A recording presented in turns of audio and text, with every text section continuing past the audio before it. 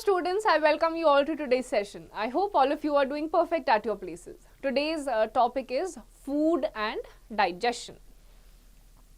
Things to learn: digestion of food, balanced diet, deficiency diseases, spoilage of food and food preservation. तो basically किस तरीके से खाना पचता है, बैलेंस डाइट किस तरीके की होती है और खाने को खराब होने से किस तरीके से रोका जाता है.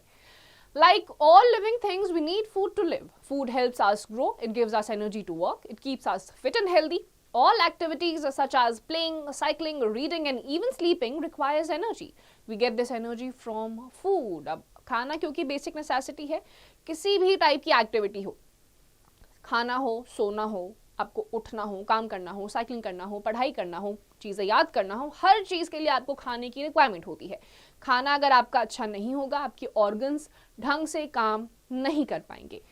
Not only this, eating the right kind of food also helps us to protect ourselves from various kinds of diseases and gives us energy to do work. अब सिर्फ खाना खाना ही इम्पोर्टेंट नहीं होता है, अच्छा खाना खाना, सही समय पर खाना भी इम्पोर्टेंट होता है. अच्छा खाना सही समय पे अगर आप खाना खाएंगे तो ही आपकी बॉडी ढंग से फंक्शन कर पाती है, अदरवाइज नहीं कर पाती. Digestion of food. Digestion is the process of breaking down up of food into simpler substances that can be used by our body. The organs of the body that help us to digest the food are mouth, stomach, small intestine and large intestine. These organs together make our digestive system. खाना आप जब अपने mouth से शुरू करते हैं, खाना आपके पेट में जाता है, प्रॉपर तरीके से अलग अलग लोकेशंस पे ये डाइजेस्ट होता है. कौन से आपके ऑर्गन्स आते हैं डाइजेस्टिव सिस्टम में? These are your mouth, stomach, small intestine and large intestine. Number 1 is mouth. The process of digestion begins from the moment we put food into our mouth. Our teeth bite and chew and food and break it into small pieces. Our tongue helps us to tell the taste of different types of food. On chewing, the food is made moist with a liquid called saliva. This is the beginning of the process of digestion. When food mixes with saliva, glucose is produced. This glucose is then absorbed by our body and carried to various parts of the body. This gives us energy. अब ये जो आपका mouth है, यहाँ पे आप खाना डालते हैं, चबाना शुरू करते हैं, यहाँ आपका डाइजेशन का पहला पार्ट स्टार्ट होता है. आपका जो पूरा खाना होता है सिंपलर फॉर्म्स में, छोटे छोटे टुकड़ों में ये डिवाइड होता है. माउथ में आपका जो टंग होता है वो आपको टेस्ट बताता है. इसके अलावा लिक्विड होता है आपके माउथ में जिसका नाम सलाइवा है, उसके साथ खाना मिक्स होके और भी ज्यादा सॉफ्ट हो जाता है ताकि आसानी से स्वॉलो हो सके. अब जैसे ही ये स्वॉलो आप करते हैं, अब इसको ये ग्लूकोज में कन्वर्ट हो जाता है आपका खाना. अलग अलग बॉडी पार्ट्स इसको अब्सॉर्ब करते हैं और इसी ग्लूकोज से आपको फिर क्या मिलती है? Energy. Let's no. During sporting event, players are given a glass of glucose water to give them instant energy. अब आप कभी कोई स्पोर्ट्स प्रोग्राम देखेंगे, क्रिकेट हो गया, फुटबॉल हो गया, जो इंटरवल्स होते हैं उसके बीच में एक एनर्जी ड्रिंक दी जाती है. ये ग्लूकोज ड्रिंक होती है क्योंकि ग्लूकोज से इंस्टेंट एनर्जी बॉडी को मिलती है. Glucose is the simplest form of sugar and can be easily absorbed by the body. If the sugar level in the blood becomes very low, we start feeling weak and can even lose consciousness. The doctor injects glucose into the body through a drip or gives it orally. अब glucose जो होता है sugar का सबसे simplest form होता है जो आपके ब्लड में भी देखा जाता है. इसी से आपको एनर्जी मिलती है. जैसे ही आपकी बॉडी में शुगर लेवल कम हो जाता है या फिर ब्लड में ये कम हो जाता है, तभी आपको बहुत कमजोरी महसूस होने लग जाती है और आपको कॉन्शियसनेस भी आप लूज कर देते हैं. बेहोश भी लोग इसकी वजह से हो जाते हैं. अब इसके टाइम पे क्या होता है, क्योंकि इंस्टेंटली आपको ग्लूकोज चाहिए होता है तो डॉक्टर्स ग्लूकोज इंजेक्ट करते हैं या फिर ओरली भी आपको दे सकते हैं. Oesophagus, food pipe. After chewing and swallowing, the food enters the esophagus. The esophagus is a long tube that runs from the mouth to the stomach. खाना आपने खा लिया, चबा लिया है, अब जब आप स्वॉलो करते हैं तो यहाँ फूड पाइप से होकर वो जाता है. लॉन्ग ट्यूब ये होती है, इसको एसोफेगस भी कहा जाता है, फूड पाइप भी कहा जाता है. ये यहाँ से कनेक्टेड होकर ठीक आपके पेट के ओपनिंग तक ये कनेक्टेड होती है. Next is stomach. The stomach is a large sac-like organ that churns the food and breaks down the food molecules with the help of an acid called gastric acid. The food is then digested into the glucose and many other substances. फिर आता है आपका stomach. ये जो part है आपका, ये आपका स्टमक होता है, ऐसा इस लोकेशन पे ये पाया जाता है। यहाँ पर आपका जो खाना होता है और भी ज्यादा सिंपलर कॉम्पाउंड्स में ये ब्रेक हो जाता है with the help of an acid which is called gastric acid. Then comes your small intestine. The food from the stomach goes into the small intestines where it is digested completely. The digested food passes into the blood through the walls of small intestine and is circulated to every part of the body. Thus we get energy to do work. फिर आता है आपके ठीक पेट के बाद small intestine, जो कि ऐसी लॉन्ग ट्यूब जैसी चीज होती है, कॉइल्ड होती है। इसकी जो वॉल्स होती हैं इसमें खाना जाता है और भी ज्यादा डाइजेस्ट होता है, और स्मॉल इंटेस्टाइन से ही इस प्रोसेस के बाद आपकी बॉडी के अलग अलग पार्ट्स में आपके जो न्यूट्रिएंट्स, प्रोटीन्स, जितनी भी चीजें आपके खाने में प्रेजेंट होती है वो आपके ब्लड वेन्स के थ्रू पूरी बॉडी में अब्सॉर्ब हो जाती है, जिसकी वजह से आपको एनर्जी मिलती है। Next is large intestine. Undigested food then goes into the large intestine where water is absorbed and from where the solid wastes move to the excretory organs of the body for excretion. फिर आता है आपका large intestine, जो undigested food होता है, जो body absorb नहीं कर पाती या फिर बॉडी के काम का नहीं होता है, वो इस पार्ट में आ जाता है। यहाँ पर आपका वाटर अब्सॉर्ब होता है और जो सॉलिड वेस्ट होता है वो लार्ज इंटेस्टाइन से ही होता हुआ आपके एक्सक्रीटरी सिस्टम में जाता है बॉडी से बाहर निकलने के लिए। Balanced diet. To stay healthy and to grow well, it is important to eat diet that contains all the nutrients in the right proportion. A balanced diet contains a balance of carbohydrates, fats, proteins, vitamins and minerals. If we do not follow a balanced diet, we will get various diseases because of the lack of nutrients in our body. A balanced diet क्या होता है? खाना, अभी हमने starting में पढ़ा था, सिर्फ खाना खाना इंपॉर्टेंट नहीं होता है, right amount of food at the right time को कंज्यूम करना इज वेरी वेरी इंपॉर्टेंट। तो आपके खाने में क्या इंपॉर्टेंट चीजें होनी चाहिए? Carbohydrates, fats, proteins, vitamins and minerals. ये 5 चीजें आपके खाने में होनी ही चाहिए। और ये नहीं है कि कार्बोहाइड्रेट बहुत ज्यादा हो गया है, फैट कम हो गया है, प्रोटीन बहुत ज्यादा हो गया है, ये भी बैलेंस डाइट नहीं होता है। इक्वल अमाउंट, सही प्रोपोर्शन में आपकी सारी की सारी चीजें होनी चाहिए। इनमें से एक भी चीज की आपकी बॉडी में अगर कमी हो गई तो उससे आपको हो जाती हैं फिर बीमारियां, diseases. Deficiency diseases. Illness caused due to deficiency of useful nutrients is known as deficiency diseases. The condition arising out of inadequate or unbalanced food is called malnutrition. अब डेफिशिएंसी का मतलब क्या होता है? किसी भी चीज की कमी हो जाना।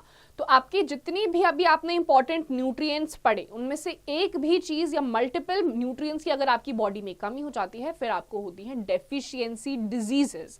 और इसी की वजह से एक कंडीशन आपकी अराइज कर जाती है जिसमें आपका इनएडिक्वेट या अनबैलेंस्ड डाइट का फूड जब कोई कंज्यूम करता है तो फिर हो जाता है मैलन्यूट्रिशन, जिसे हिंदी में कहा जाता है कुपोषण का शिकार। Protein and carbohydrate deficiency. Carbohydrates are the richest sources of energy and proteins help in growth and repair of damaged cells. तो कार्बोहाइड्रेट से आपको एनर्जी मिलती है, richest source होते हैं, और प्रोटीन्स आपको ग्रो करने में हेल्प करते हैं और आपकी बॉडी में जो टिश्यूज हो जाते हैं, खराब हो जाते हैं, उनको रिपेयर करने में ये हेल्प करता है। Deficiency of proteins, carbohydrates and fats result in protein energy malnutrition, PEM. PEM occurs more frequently among infants and young children between 1 to 5 years of age. The two forms of PEM are given below. अब क्या हो जाता है? Protein की कमी हो गई, carbohydrate की कमी हो गई, फैट्स की कमी हो गई, तो प्रोटीन एनर्जी मैलन्यूट्रिशन PEM हो जाता है, जो ज्यादातर 1 साल से लेकर 5 साल के बच्चों में देखा जाता है। नीचे ये जो आपको 2 टाइप की कंडीशंस दिखाई दे रही हैं, एक तो हो जाता है आपके सर बेली फैट आगे की तरफ प्रोट्रूड कर जाता है, एक ये कंडीशन हो जाती है। दूसरा होता है बहुत ही ज्यादा पतला, हड्डियां दिखने लग जाती हैं, इतना पतला बच्चा हो जाता है। First is kwashiorkor. This disease occurs due to deficiency of proteins. It happens when the child has not been breastfed properly.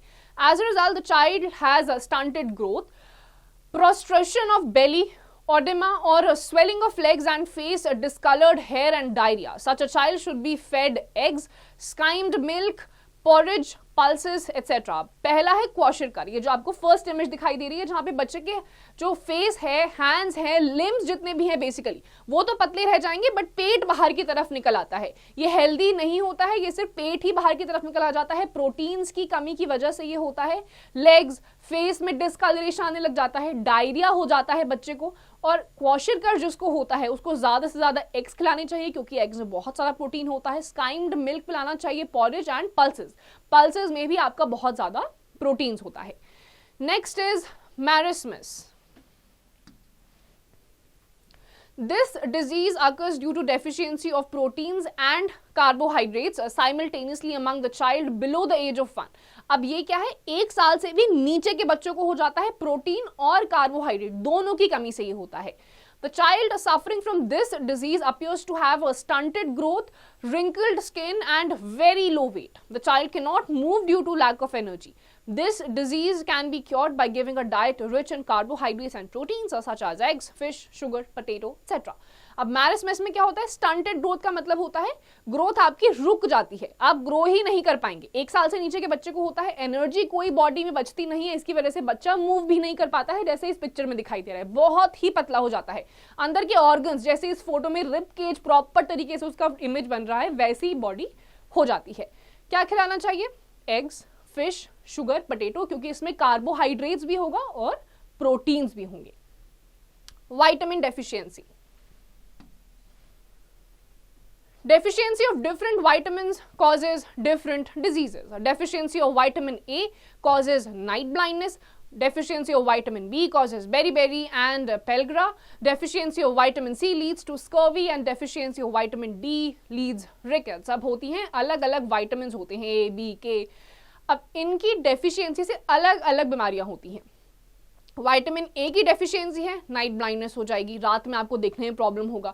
Deficiency of vitamin B, बेरी हो जाएगा। डेफिशिएंसी विटामिन सी की हो गई, स्कर्वी हो जाएगा। विटामिन डी की deficiency से रिकेट्स हो जाते हैं। अलग अलग टाइप की डेफिशिएंसी की वजह से अलग अलग टाइप की बीमारियां हो सकती हैं। Mineral deficiency, deficiency of certain minerals in our diet can cause certain diseases. Deficiency of iron causes anemia, deficiency of iodine causes goiter. अब आपके मिनरल्स की अगर कमी हो गई तो आपको अलग अलग टाइप की डिजीज होती है, जैसे कि अगर आयरन की कमी है जो कि एक टाइप का मिनरल है, एनीमिया हो जाएगा, जिसे खून की कमी कहा जाता है। डेफिशिएंसी ऑफ आयोडीन हो जाएगा, गोइटर हो सकता है। आपको काफी सारे लोगों को देखा होगा जिनकी गर्दन पे अलग टाइप का एक बड़ा सा एक बल्ज होता है, वो गोइटर होता है। आयोडीन, नमक की कमी की वजह से ये होता है। ना नमक ज्यादा होना चाहिए, ब्लड प्रेशर का प्रॉब्लम हो जाएगा, ना कम होना चाहिए, नहीं तो गोइटर हो जाएगा। बैलेंस्ड अमाउंट ऑफ आयोडीन आपकी बॉडी में जाना चाहिए। Let's answer, Which disease is caused by deficiency of vitamin B, C and D? अभी हमने इसके बारे में पढ़ा था, इसका आंसर आपको खुद से देना है। Spoilage of food. Food spoilage is the process where a food product becomes unsuitable to ingest by the consumer. Microorganisms like bacteria and various fungi are the cause of spoilage and can create serious consequences for the consumers. Spoiled food gives birth to many diseases which are very harmful to all of us. खाना जब खराब हो जाता है, bacteria लग जाता है, fungi लग जाता है, तो कंज्यूमर्स के इनटेक के लिए अच्छा नहीं होता है। बहुत सारी डिजीजेस हो जाएंगी अगर आप सड़ा हुआ या खराब खाना खाएंगे। The common signs of spoiled food are as follow. Change in color of food. खाने का अगर कलर बदल गया है, जैसे आपका ब्रेड होता है, ब्रेड पे जब फंगस लग जाती है तो उसका भी कलर थोड़ा ब्राउनिश सा हो जाएगा, कलर चेंज हो जाएगा। फाउल स्मेल, गंदी स्मेल आपको आने लग जाएगी। सार टेस्ट, खट्टा टेस्ट आएगा। And stickiness and sliminess of the food, चिपकने लग जाएगा खाना और थोड़ा स्लाइमी सा हो जाता है। तो ये 3 से 4 आपके अलग अलग टाइप की चीजें हैं। अगर इनमें से एक भी चीज आपके खाने में आपको दिख रही है, दैट मीन्स आपका खाना खराब हो चुका है, आपको वो नहीं खाना है, नहीं तो आपको अलग अलग टाइप की बीमारियां हो सकती हैं। Food preservation. Food preservation is the process by which food is stored for a long time. It is the process of treating and handling food to stop or slow down food spoilage. Food can be prevented from getting spoiled by preserving it properly. अब खाने को preserve करा जाता है ताकि लंबे time के लिए उसको यूज करा जा सके, शेल्फ लाइफ उसकी बढ़ जाए और ज्यादा जल्दी वो खराब ना हो। Methods of food preservation. Canning and bottling. Food is also preserved by canning or bottling. This method involves heating the food to kill germs. After that, preservation are added to it and food items are stored in cans or bottles. अब आपके bottle jams होते हैं या bottle products होते हैं, उनको बहुत ज़्यादा हीट करा जाता है ताकि जर्म्स उसके मर जाएं, और प्रेजर्वेटिव्स उसमें ऐड करे जाते हैं ताकि लंबे टाइम के लिए आप उनको यूज कर पाएं. Second is boiling. Boiling kills germs. Milk is boiled to kill germs. Water is also boiled at high temperature for 10 to 15 minutes to make it safe for drinking. दूध को आपने देखा होगा पीने से पहले आपकी मम्मा भी उसको बॉईल कर देती हैं. पानी को भी बॉईल करा जा सकता है ताकि उसके जर्म्स आपके मर जाएं और वो फिट हो जाए आपके कंजम्पशन के लिए. Next is freezing.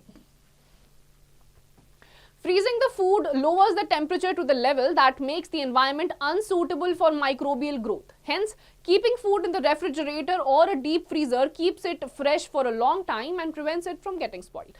बहुत ज़्यादा गर्मी और बहुत ज़्यादा ठंडे एनवायरनमेंट में माइक्रो ऑर्गेनिजम्स नहीं ग्रो कर पाते हैं. तो या तो बहुत ज़्यादा हीट अप कर दिया जाए तो भी जर्म्स किल हो जाएंगे, या फिर बहुत ज़्यादा ठंडे एनवायरनमेंट में रख दिया जाएगा तो भी माइक्रो ऑर्गेनिजम्स ग्रो नहीं करते हैं.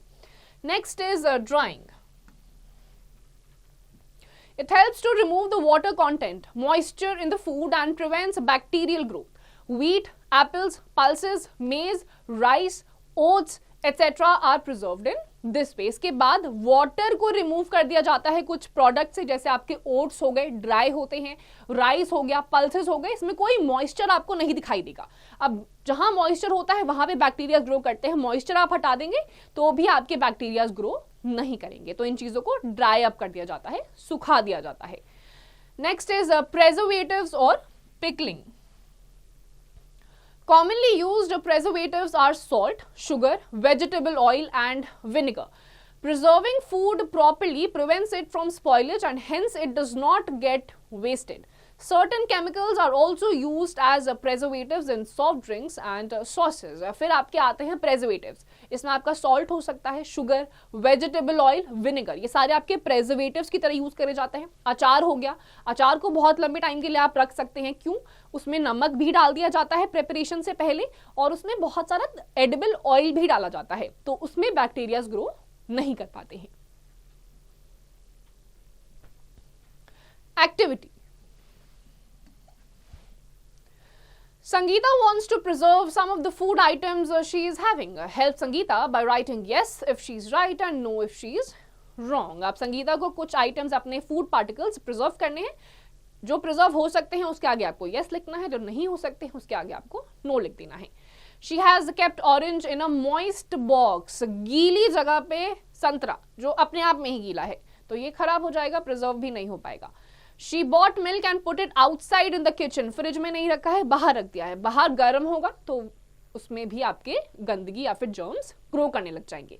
She tried to make dal chaat. She did not eat dal but left it moist for a long time. यहाँ पे भी नो आएगा. बहुत लंबे टाइम के लिए आपकी जो दाल है, गीली मॉइस्ट दाल, वो बाहर ही है, यूज में नहीं आ रही है, उसमें माइक्रो ऑर्गेनिजम्स ग्रो करने लग जाएंगे, वो खराब हो जाएगा. She kept vegetables in the refrigerator. The answer is yes, क्योंकि रेफ्रिजरेटर में ठंडा एनवायरमेंट होता है, वहां पे माइक्रो ऑर्गेनिजम्स ग्रो नहीं कर सकते. की phrases. Digestion. Process of breaking down up a food into simpler substances that can be used by our body. Esophagus, food pipe. Balanced diet contains a balance of carbohydrates, fats, proteins, vitamins and minerals. Malnutrition, condition arising out of inadequate or unbalanced food. Food spoilage, process where a food product becomes unsuitable to ingest. Food preservation, process by which food is stored for a long time. Digestion में आपका जो भी खाना होता है उसको simpler compounds में और एनर्जी में कन्वर्ट कर दिया जाता है. इसोफेगस आपकी फूड पाइप होती है. बैलेंस डाइट में आपके carbohydrates, fats, proteins, minerals equal quantity में आप खाते हैं. Then comes your food preservation, जहां पे कुछ प्रेजर्वेटिव्स को ऐड करके खाने को लंबे टाइम के लिए आप प्रिजर्व कर सकते हैं. Let's sum up.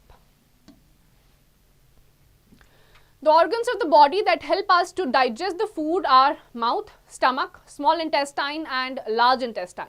A balanced diet contains a balance of carbohydrates, fats, proteins, vitamins, and minerals. Illness caused due to deficiency of useful nutrients is known as deficiency disease. The food gets spoiled by the action of microorganisms. Food preservation is the process by which food is stored for a long time. These methods are used in food preservation, boiling, freezing, drying, canning and bottling. Add preservative or pickling. तो इस chapter में आपने digestive system में जिसमें आपके अलग अलग organs आते हैं starting from your mouth, oesophagus which is food pipe, stomach, small intestine and then large intestine, ये आपके डाइजेस्टिव सिस्टम का पूरा पार्ट होता है. एंड देन लास्टली हमने पढ़ा किस तरीके से preservatives such as sugar, salt, vegetable oil को आप अपने खाने में ऐड करते हैं एज प्रेजर्वेटिव्स ताकि लंबे टाइम के लिए आप उसको यूज कर पाए. So students, with this we come to the end of this chapter. इसकी जितनी भी एक्सरसाइजेज है आप खुद से करिए.